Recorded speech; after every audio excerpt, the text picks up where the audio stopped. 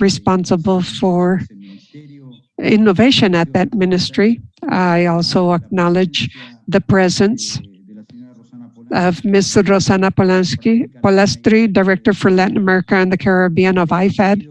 I understand that we will soon be joined by the Minister of Colombia, Rodolfo Osea Navarro, with whom I shared this morning the launch of a first virtual fair of innovation from Colombia. To all of you, warm greetings.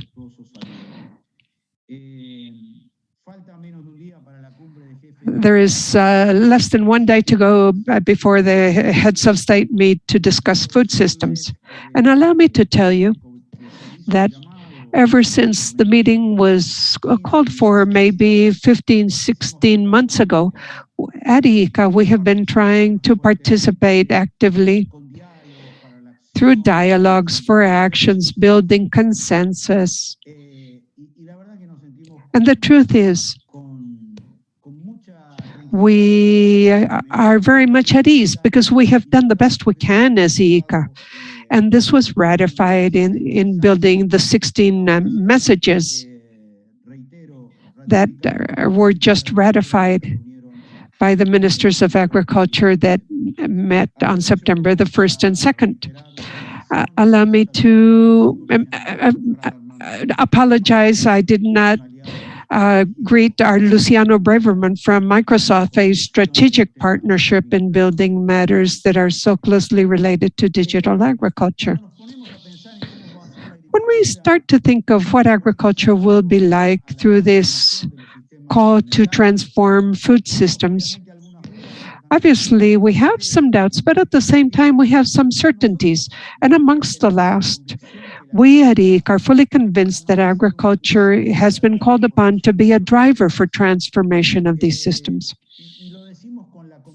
And we say so fully convinced that we are facing an outstanding opportunity. We also believe that digital agriculture can and must contribute to achieving at least 9 of the Sustainable Development Goals and is present in all the 5 action tracks with which the summit was summoned.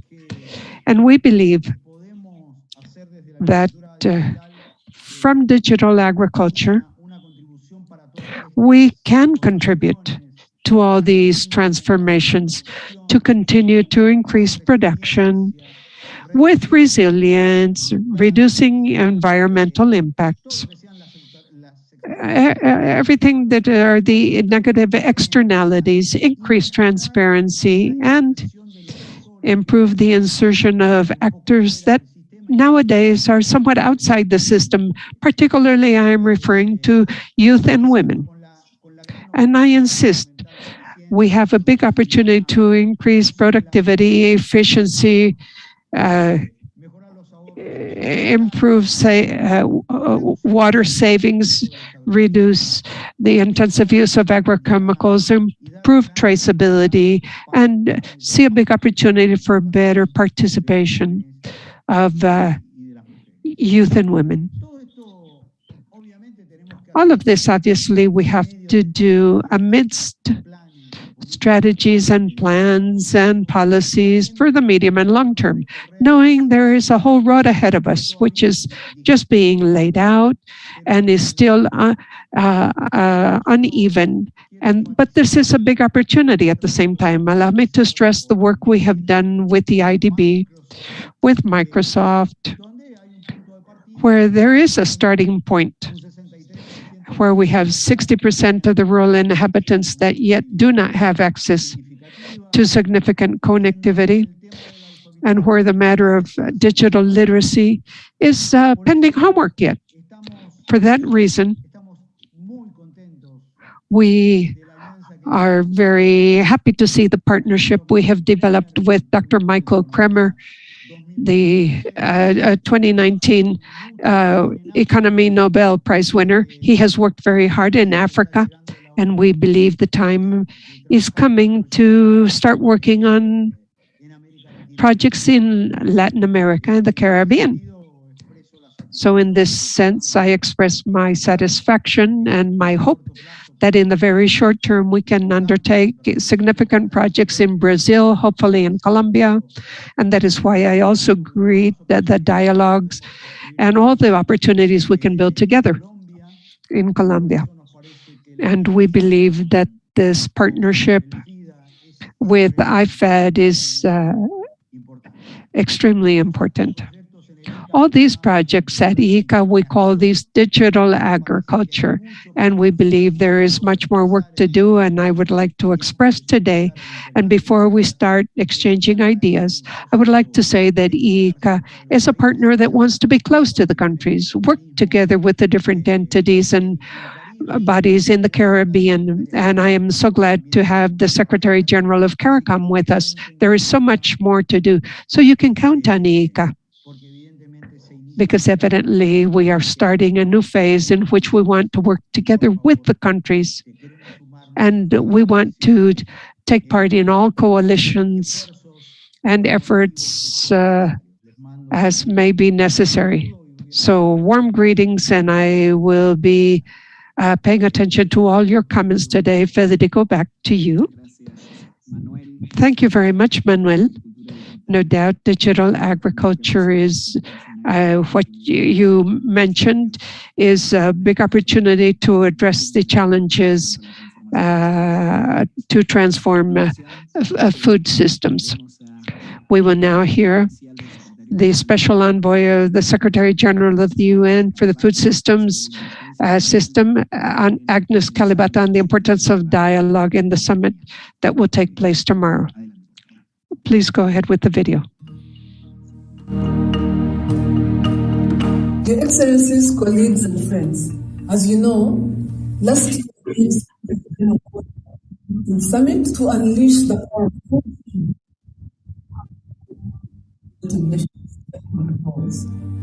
I thank you for stepping forward to become a leader for the food systems change.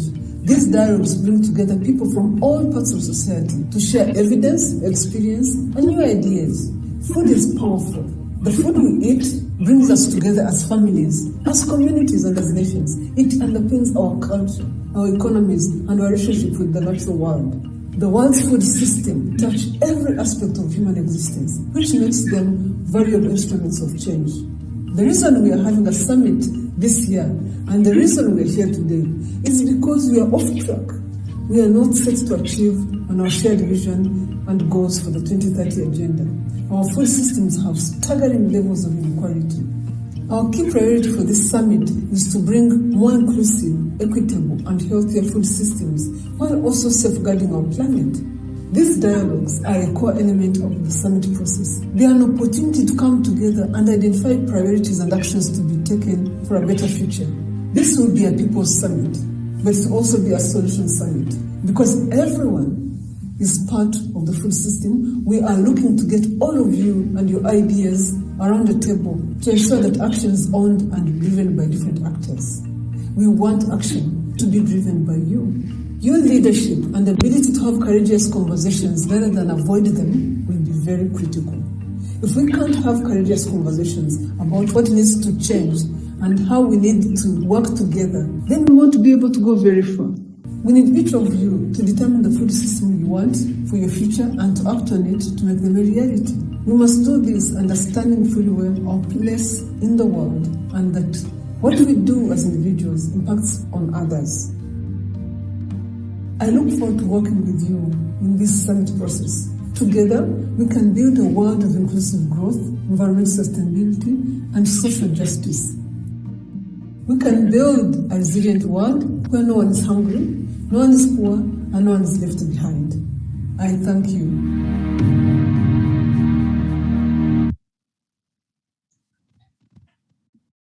Bien. Diálogo, cooperación. Dialogue, cooperation, oportunidades mencionadas. Opportunities.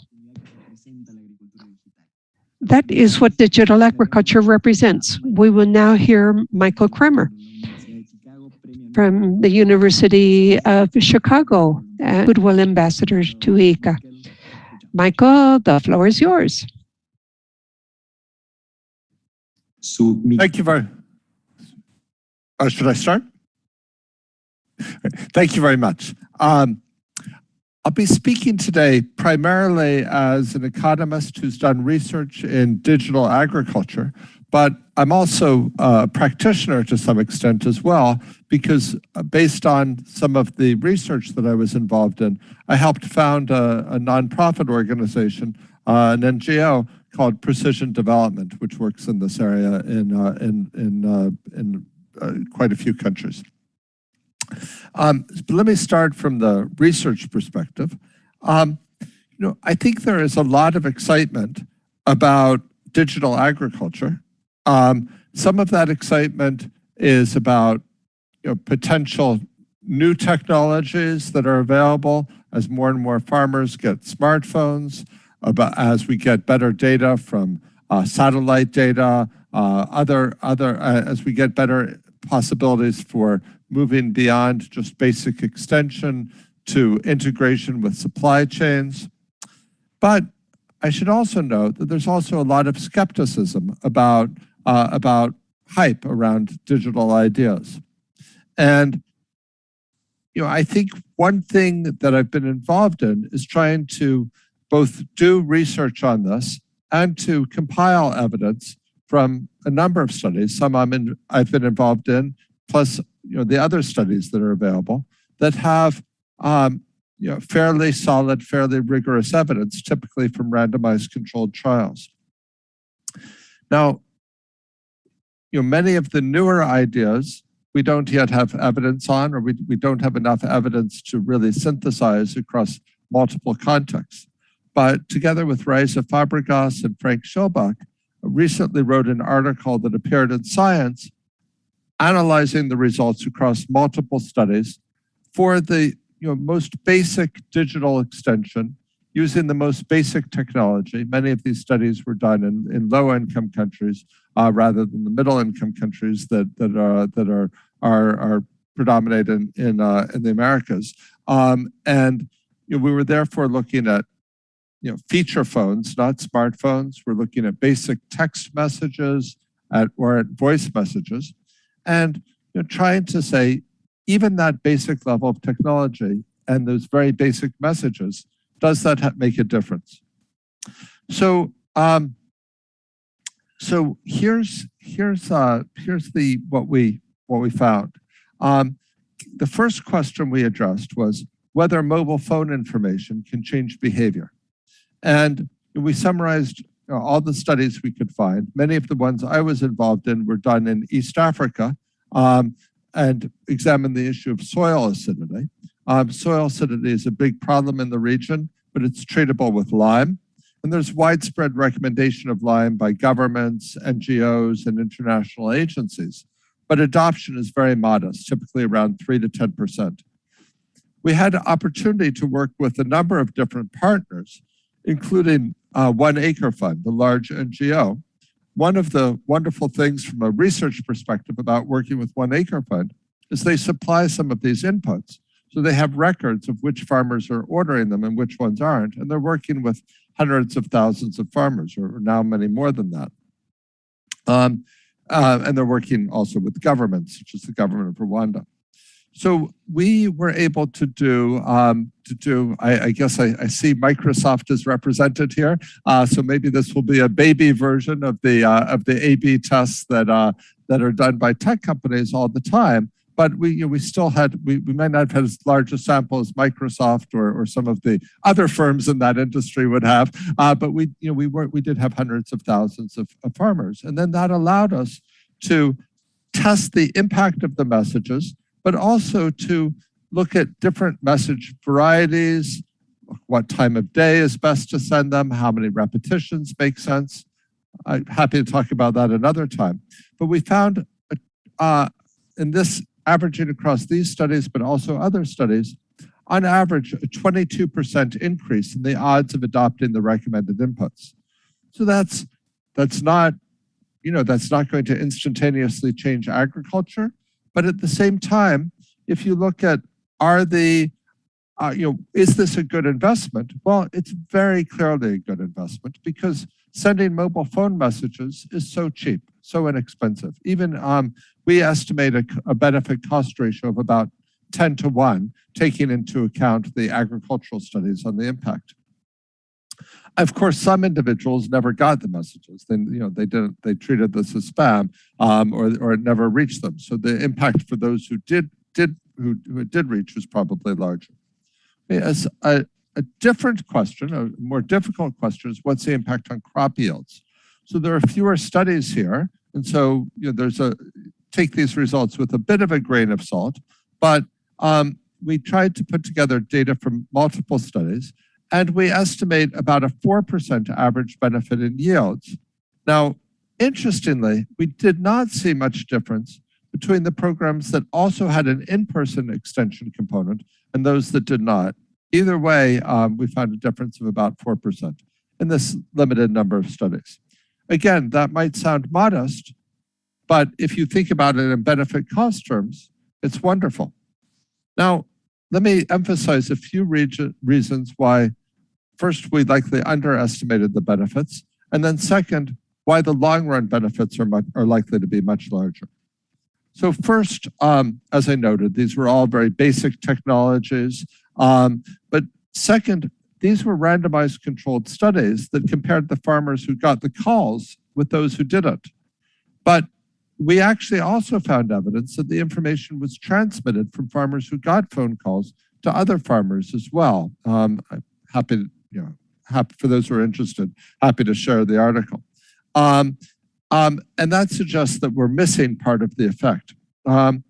Moreover, and probably more important, I think there are lots of opportunities. These were very basic systems, and I think there are opportunities to improve the design of messages and treatments through further A/B tests, tweaking the system, using ideas from behavioral science to improve the system, and ultimately from customization.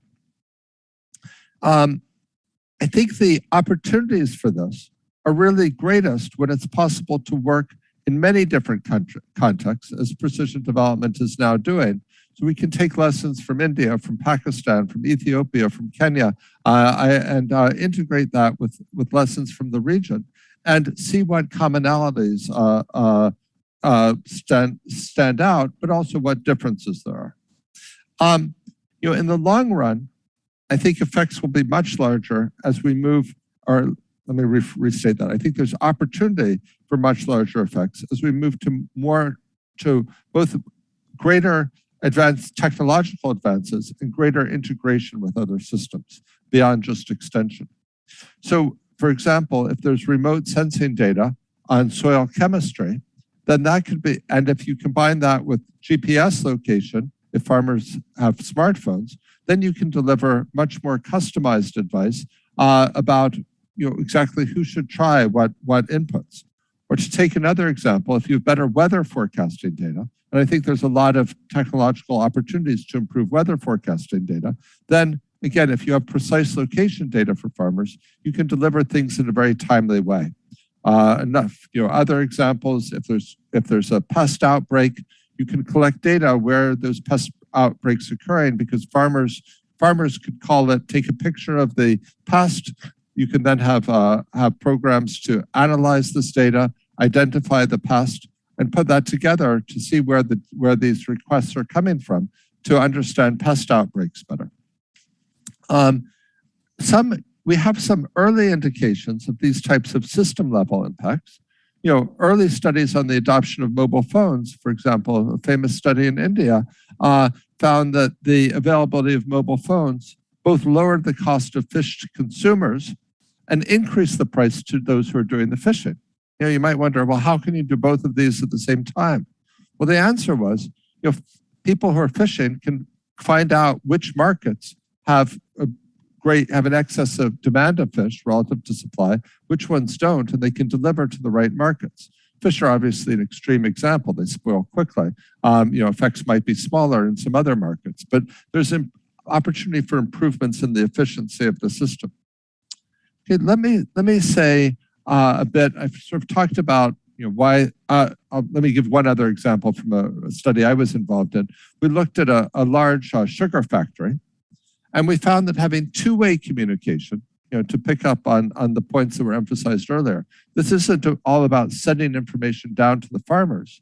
Often this contract farming organization, the sugar company, wasn't fulfilling its responsibilities to farmers. But it was difficult for farmers to complain about this and get this fixed.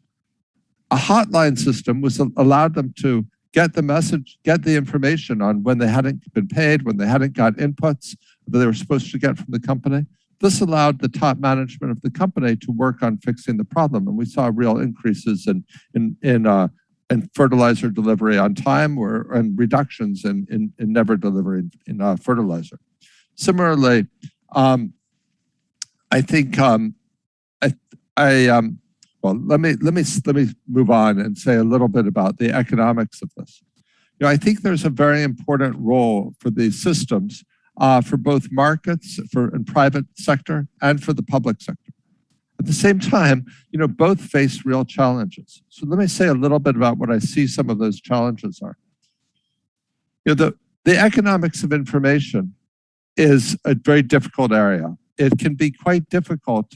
I think a lot of private firms, startups have been established trying to sell this information to farmers through digital services.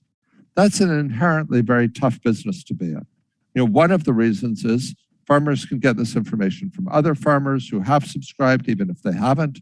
It's hard for farmers to know the quality of the information. I think I don't want to claim this could never work, but subscription models are tough. I think in terms of the theory of information markets, I think there's a big role for the public sector. But let me note where I think the public sector often falls short. And again, this is something that we've seen in India, in Pakistan, in Ethiopia, in Kenya, but there's going to be a bright side to this as well. Here's the not bright side. You get, I think, very good in all of these countries. The Ministry of Agriculture has great agriculture experts. They design technically very sound messages. But what we found is that farmers often don't understand them.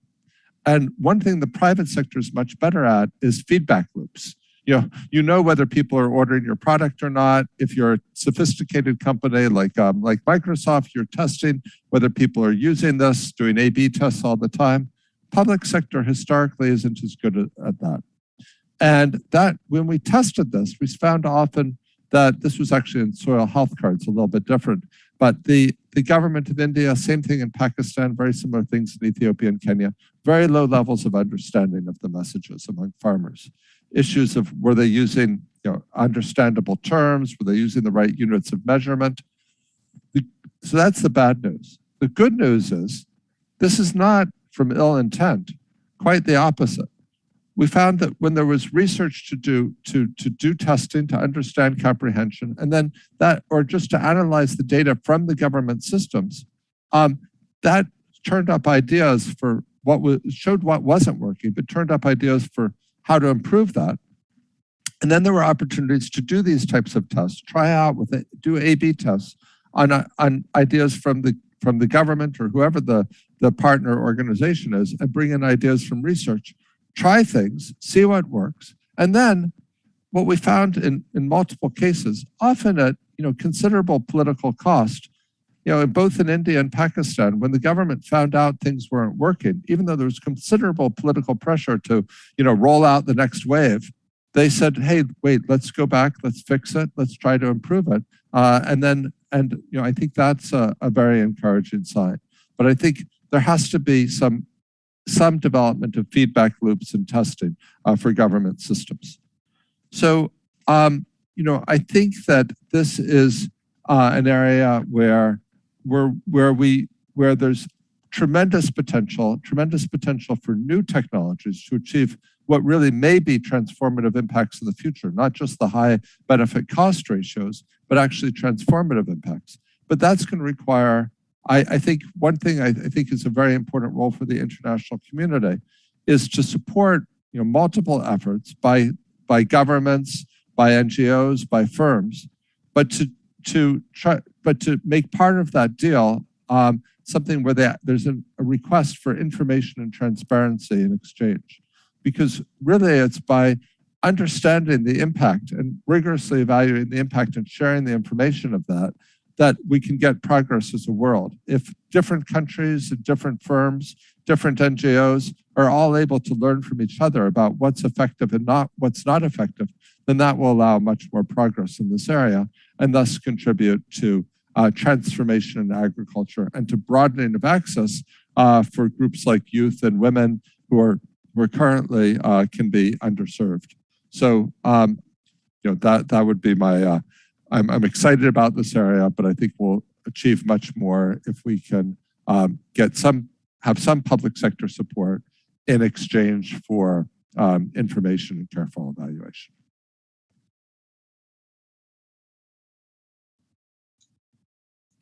Estimado Dr. Michael Kremer, muchas gracias. Thank you, Dr. Michael Kremer. Thank you so very much for your beautiful presentation. We will move into the second segment of this event for an exchange, a dialogue. The Minister of Agriculture and Rural Development of Colombia will start this, Mr. Rodolfo Enrique Seas Navarro. The floor is yours, Mr. Seas. Warm greetings to everyone. From Colombia, I would like to greet Dr. Michael Kremer and our colleagues in the panel, Carla Barnett, Cesar Halum, Luciano, Rosana, all of you. For us, it is a great pleasure to participate on this International Fair on Agricultural Innovation and participate here in the IICA panel with all of you and discuss matters that have to do with technology out in the rural areas in Colombia. For us, it has been extremely important to begin the technological transformation in the rural areas in Colombia, and that is why we are working on several lines of action within the activities of President Iván Duque. The first one is to organize production, arrange it, organize it, and here technology is fundamental for this. We need to have good maps, good soil maps, and what these soils are good for, their chemical and physical components, so that we can use the least amount of chemical fertilizers when possible, and yet maintain high productivity. We are also using tools to measure or to predict the climatology to be expected for the crops. Some crops, for example, in Colombia, that used to start in April, but due to climate change, it is not until May. And so technology-wise, it is very important to have this information so that we can take it to all growers in Colombia and all producers. And as Dr. Michael Kremer was saying, we are taking a very important step in agricultural extension or technical assistance, as I call it. And that is to give this technical assistance through communications tools that could be digital, such as smartphones, but they can also be done through other types of phones. Telephones that are not necessarily new, just through a text message or voice message, and reach all those growers in rural areas. It is very important here to make combinations and to work on training the trainers and using tools like rural schools. And there's an institute in Colombia called SENA.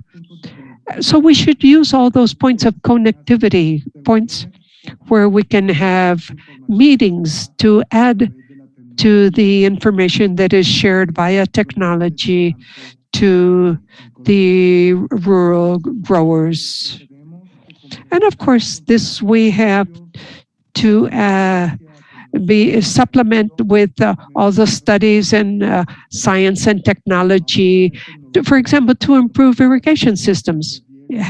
Having smart irrigation to improve productivity and using less natural resources like water and be much more sustainable environmentally. And we are betting on that. And if to that we add our contract agriculture process where we seek to sell in order to buy, we market through stable contracts with stable prices where we can calculate in advance and ensure they are fair for our growers using technologies such as apps or other information technologies that can reach the growers. With this, we can close the circle and we can be more productive, not necessarily expanding the agricultural frontier. We will be sustainable environmentally, and science and technology then can become the main factor to improve productivity, improve knowledge and technical assistance, and to improve the commercialization of our products. Thank you. Thank you, Rodolfo. Thank you very much for your comments. No doubt, transformation of agriculture through digital agriculture for development is a key element. This is a cornerstone of this debate. We will now hear the words of the Secretary General of the Caricom Caribbean Community, Caricom, Carla Barnett. The floor is yours. Go ahead. Thank you. Thank you very much, Dr. Otero, for inviting me to participate in this very important discussion. Distinguished speakers on this panel, including Honorable Ministers of Agriculture of the Americas, ladies and gentlemen, I would like to take this opportunity to thank IICA for organizing this side event on digital transformation of agriculture during this important food system summit at the United Nations.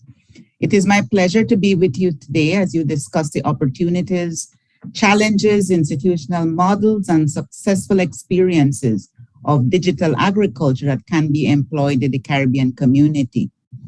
This event is timely as within the next 2 weeks, 4th to the 8th of October 2021, we will be hosting the Caribbean Week of Agriculture under the theme Transforming Our Food Systems.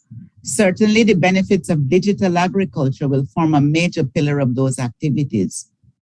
Agriculture in the Caricom region can be significantly advanced through the adoption of digital technologies. The world as we know it is rapidly advancing through the use of big data and information and communication technology, which are fueling innovations. We know that we cannot and must not be left behind. The future of agriculture production will depend on creativity, innovation, resilience, increased investments, research and development, ICTs, and the removal of existing barriers to trade, which will unlock the full potential of the sector. At the more basic level, we still have to look to our land use policy, and with the increasing incidence of drought, the sustainable use and management of our water supply. The digital transformation of the region's agricultural sector was one of the key takeaways coming out of the Caricom Regional Food System Dialogue, which was held in May of this year. Accordingly, there has been an increase in the birth of new digital agribusinesses in the Caribbean region. Even at the level of distribution, farmers in some member states are eliminating the middleman and using social media to sell their produce directly.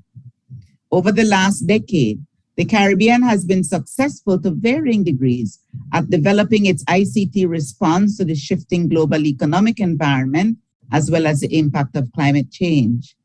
New and emerging technologies are recognized as prerequisites to foster sector transformation and inclusive economic growth.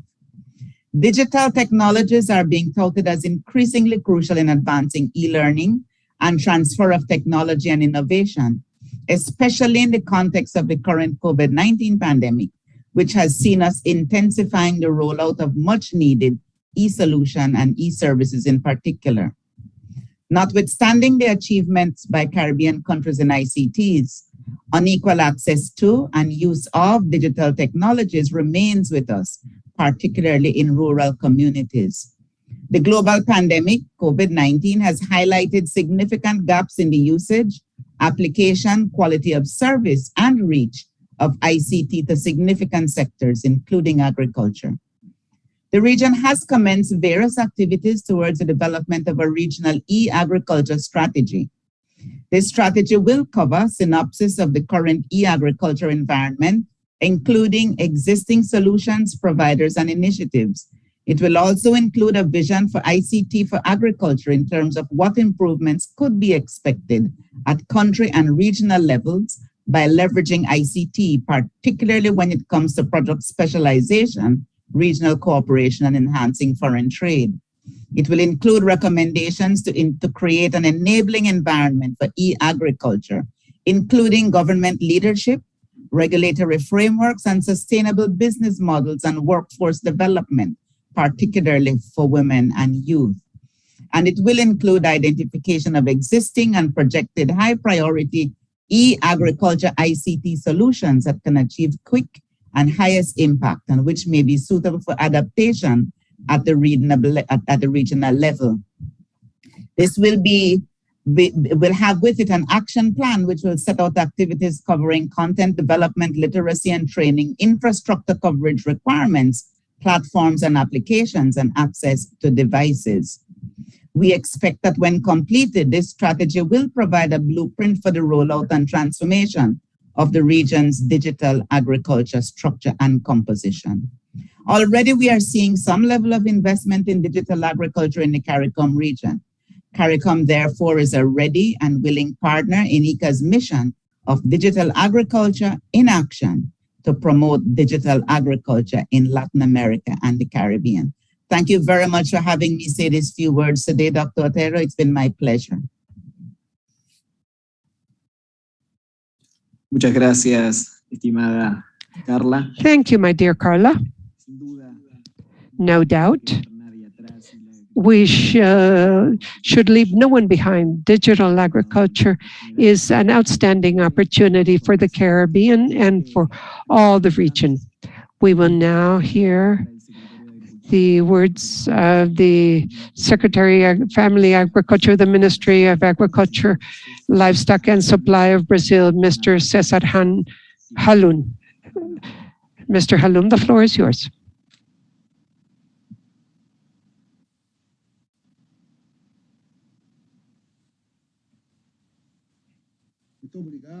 Thank you very much, and I bid you welcome, and I would like to say these few words to Director General Manuel Otero, who has been including us in this debate that is so important for the worldwide agriculture and Latin America and Caribbean. We are also very important for the development of this type of agriculture. I would like to say hello to Michael Kramer and really congratulate him on everything that he has done in terms of the research. It gives us a parameter. It gives us a roadmap as what to do in the development of digital agriculture and the really the SDGs,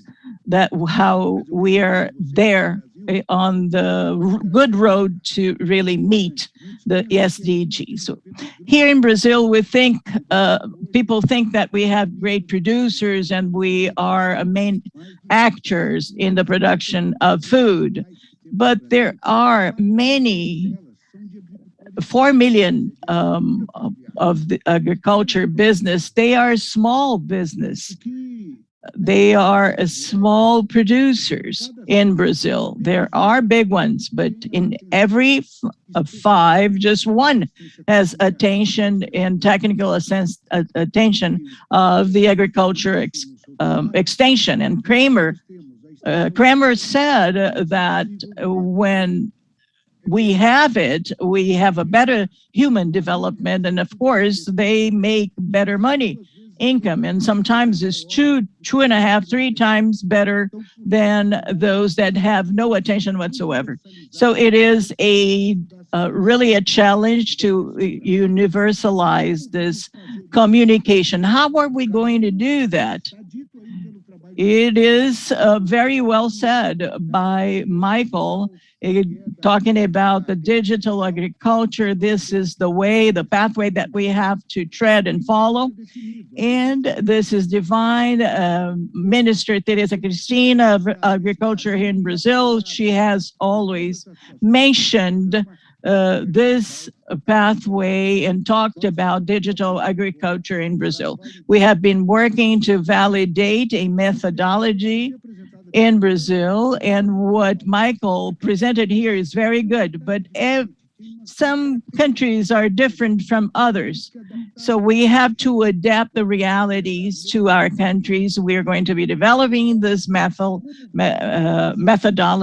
of remote communication, and we are going to start with the family agriculture or family growers, and we are doing that already. And our main pillar is the Northeast, the agro-Northeast of Brazil, where the family businesses are located, and they have all sorts of difficulties. They don't have the connectivity, they don't have the monies or the means to do it. So we're going to start on Northeast of Brazil. This is our target audience. What do we have to do? First, we have to modernize the infrastructure of information technology in Brazil. We only have 23% of rural properties have internet signals and internet connectivity. Only 23%. Although 95% of people that live in the rural area, they have smartphones. So we have to really improve the infrastructure, the information technology infrastructure. Also, training is very important, especially in the rural area. And we are trying to implement some hub tech projects, and we are going to be organizing the information this way. How are we going to do that? Because Brazil is it's like a continent. It's a very large country, and we want to use all the institutions. And Embrapa is very important. Here to my side, my right-hand side, we have former President Pedro Arraes. He has great knowledge, and he directs this hub tech project here. And through him and academia and also the private sector and public sector, we are going to organize these production chain. We are going to register the demand, and we are going to then disseminate the information. And that is the work that we want to implement and want to do and carry out, implementing the digital agriculture with good governance, where all actors in the digital agriculture will be active. We have defined that. My friend Manuel Otero and my friend Michael Kramer, we are working. We're not here, lagging behind. No, we are going to do everything. We're going to do that, the hub techs for the foods, the basic foods, basic staples such as rice and beans. And we are going to use all means of information through videos, through magazines, through different sites, and as Kramer just showed to us, we want to make available all these technological pieces of information so that our growers have that. We're going to train these growers without hurting and giving some training in person. We are going to organize some groups to be able to disseminate the information, and we're going to have a tech present so that this person is a tutor, it is a mentor, and it would be an AB type of university. And through that, we are going to really reach the goal, the SDG goals in the production of foods, respecting the sustainability that IICA really guides us through. I would like to leave here the salute from our minister, Teresa Cristina, so that we can follow this path. Brazil wants to contribute with everything possible that you are there organizing and coordinating by IICA, and you have a partner in Brazil. Thank you very much.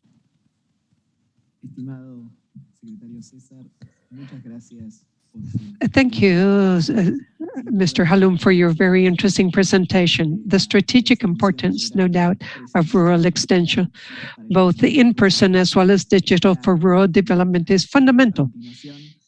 We will now hear the words of the Luciano Braverman, Education for Microsoft Latin America. Thank you, Federico. Good afternoon, everyone. Distinguished secretaries, ministers, special greetings to Director General Manuel Otero, Dr. Michael Kramer.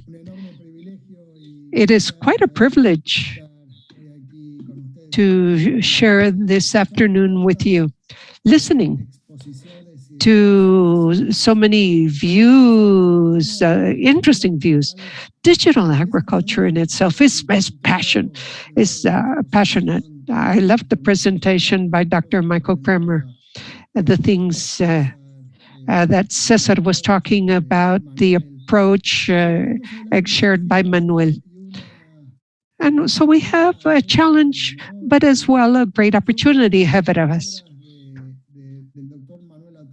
I will echo the words of Dr. Manuel Otero in the sense of how can we turn this into reality?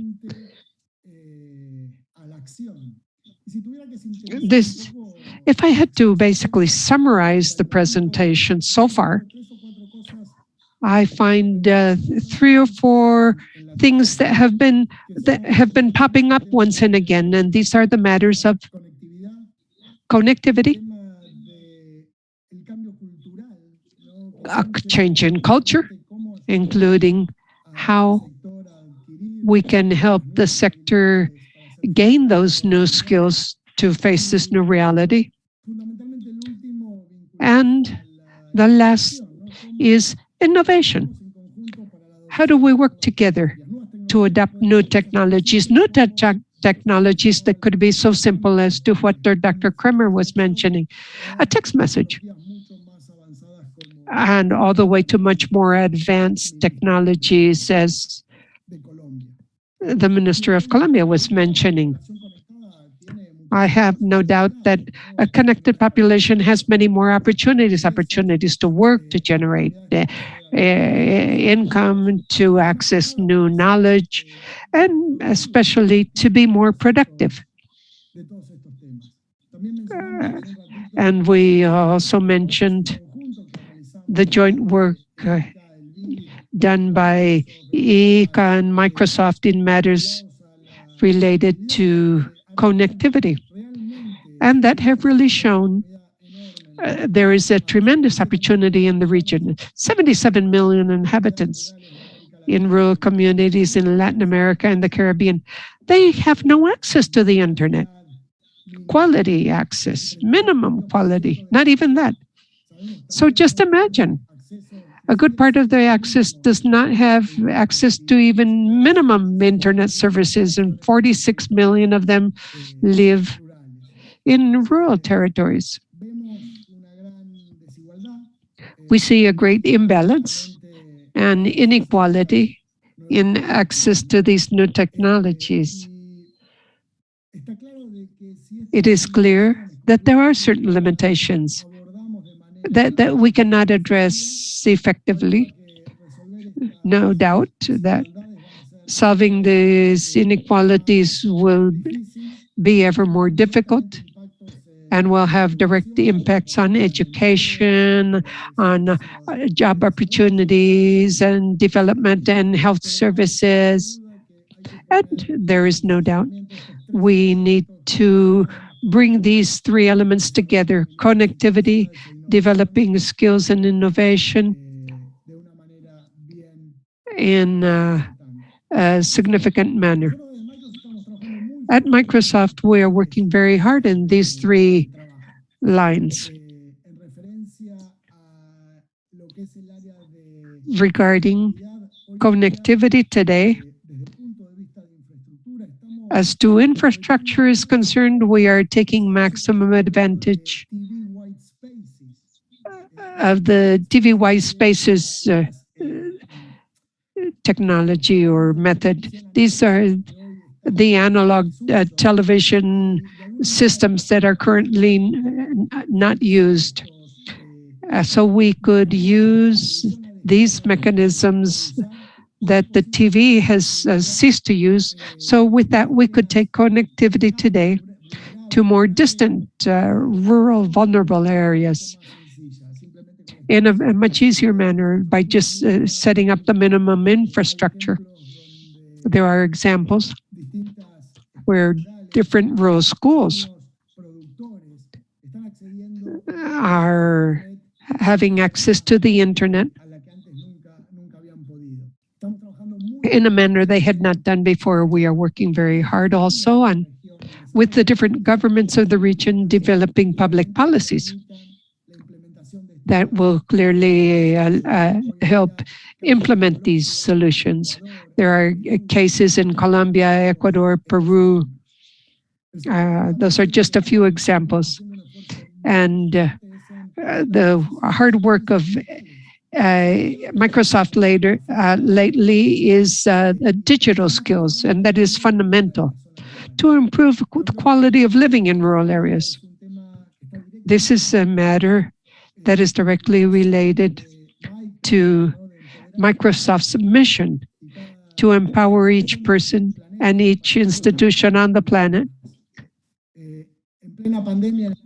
Right in the pandemic in 2020, we launched a global initiative to help develop these skills, these digital skills in the region and worldwide, trying to reach more than 25 million people in a vulnerable situation. Only in Latin America, there are more than 7 million have already accessed these courses. They have registered in courses focusing on the subject matter. And lastly, I will talk about innovation, technological innovation. More than picking up what Dr. Michael Kremer mentioned, the approach based on text messages today, technologies allow us to do things that before was almost impossible to do. Basically, the cloud, not modern algorithms, proliferation of data, help develop systems that are very effective. And for agriculture particularly, Microsoft is working with a platform called Farmits. Farmits is an artificial intelligence platform. It's part of the Internet of Things and allows us to implement many of the premises mentioned by Minister Cesar and Minister Rodolfo from Colombia about the significant things that we are doing well in the region. And these are all a reality today.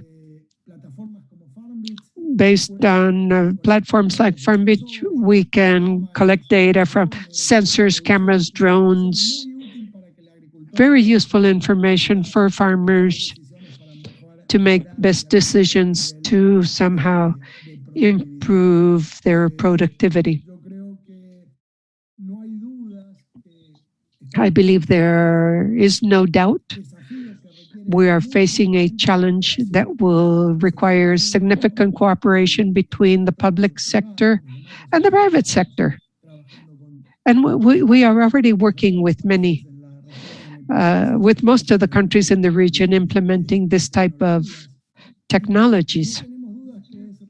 So we have no doubt that this is the responsibility of each and every one of us to break down those barriers that hinder access farmers to this knowledge and to these new technologies, which is something very important to improve production and improve income, guarantee education, and to work at the ecosystem level. At Microsoft, we are fully committed to play a major role in all these three areas that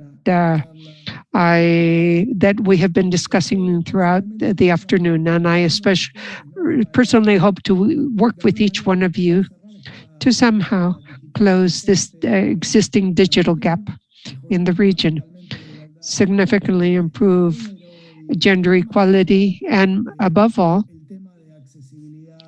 access to new technologies. Thank you very much. And once again, you can count on our full support in this endeavor to, as Dr. Manuel Otero said, to implement digital transformation in the sector.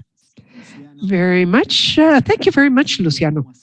No doubt how to turn into reality these challenges and opportunities. This is a key step, and have connectivity and skills and all of that. Definitely these are substantive elements. We will now hear the comments on behalf of IPAD and its Regional Director for the Latin America and Caribbean Division, Rosana Polastri. IPAD is an institution that has and will continue to have a strong relationship to transform this desire into a reality. Rosana? Oh, the floor is yours. Go ahead. Thank you, dear Manuel. I would like to thank you for the invitation to participate at this event. Warm greetings to all the members of the panel. Digitization, no doubt, is the most important tool at this time. This is a time when movement is limited and events are remote, like today. But at the same time, through the pandemic, we have discovered through the massive use of digital methods, both the public as well as the private sector have mentioned, we can overcome many of the obstacles that have been discussed. And that has shown us also that access to digital technologies is a determining factor for well-being. Digital inequality in Latin America and the Caribbean persists. And that is why we have to address it. And that is why we are talking about such an important element today. Usually we link urban and digital, but those of us that seek rural development, no, it is not so. This is a paradigm we need to break away with. IICA and IFAD have worked on a whole series of projects to close digital gaps. If I am not mistaken, this is the third time we participate in the subject matter over the last few months. IFAD works on the agenda with GILAC and with Michael Kremer and with the IDB Lab and others. And this collaboration is based in Africa and Asia, but we are examining the possibility of extending it to Latin America and the Caribbean. IICA funds projects, as you will know, and the projects they fund respond to public policies. That is why I would like to refer to our recent report on rural development, transforming food systems to foster rural prosperity. The report contains important recommendations on public policies transforms food systems so that these are more sustainable, collaborating to food security and global nutrition. One of the major conclusions is that it needs a close relationship between rural and urban, a link that at this time has to be digital currently, and it opens up many opportunities for small producers to have value added to their products and get a fair price for them. The creation of those links and the value added, that is where we can bring the youth as a sector that can play a major role thanks to their innovative creativity and their skills. We have examples of 2 editions of our award to rural development, and these were small micro enterprises developed by youngsters. Amazingly, many of them led by women too. A Colombian company, Agroume, received an award. They developed a low-risk investment platform for agriculture to support the efforts of small producers. And there's basically a series of other activities like telemedicine for rural areas. And IICA has worked very hard on this. It is very clear there are many other opportunities. We very well know there are digital gaps. We have heard this throughout the afternoon, and one of the most outstanding gaps is the gender gap. As seen in the IFAD report, women have less access to digital technologies due to gender and economic differences between men and women, and less access to digital literacy. Public policies aimed at improving access through a need to understand this difference. And we have a rural-urban gap. We want to ensure digital connectivity, and that is essential to any policy in benefit of the poorer population and create means of living for the rural population. However, the countries that we have been working in with IFAD and developing projects, digital services are not necessarily well aligned in the rural population. We see that public policies still need to make a bigger effort to understand what the rural areas need. Public investment and legislation are important to build digital networks for as many people as possible, including peasant communities, so that they can have access to these technologies at the lowest price possible. At IFAD, we expect that public policies may attract private investors to bring networks to scarcely populated areas and ensure that prices are affordable. We have seen policies to ensure inclusive digitalization. I would like to end by highlighting that our experience over the last few months shows that digitalization may take us to a better life for all family growers. 2 messages from me. Digital gaps are still big, but we are optimistic. We can collaborate as IFAD to ensure transformation and ensure sustainable and fair prices hand in hand with all of you. And secondly, digitization must be seen as a tool to ensure prosperity and greater productivity, more so in the rural areas. The role of the state here is social, and that is part of public policy. And in this sense, IFAD is willing to support the governments that would like to work with us. Thank you so very much. Thank you, Rosana, so very much. Excellent comments. Access to digital tools is a need for well-being and productivity, and to improve the standard of living of youth and rural women especially, but of all populations. moving to the last session of this, the last section of this event, conclusions and closing, I will offer the floor to the Director General of IICA, Manuel Otero. The floor is yours. Well, thank you very much, Federico. Thank you once again for such valuable comments. I believe that the diagnosis is very clear. We also wish an end to this pandemic and set the foundation for a new and better normal. As Director General of IICA, what I want to say is that I also aspire to a better rural living, a rural life, a better rural life, and that needs to go through a transformation of our agri-food systems, particularly empowering growers, farmers, family farmers particularly. We must always remember that in our agriculture in Latin America and the Caribbean, there is a backbone. Those 16.5 million family farmers, a good percentage of which are forced to practice agriculture where perhaps the distinctive trait is partial insertion in productive processes. So we are facing a great opportunity where through the different presentations we have clearly seen the lines of work and particularly a call for action.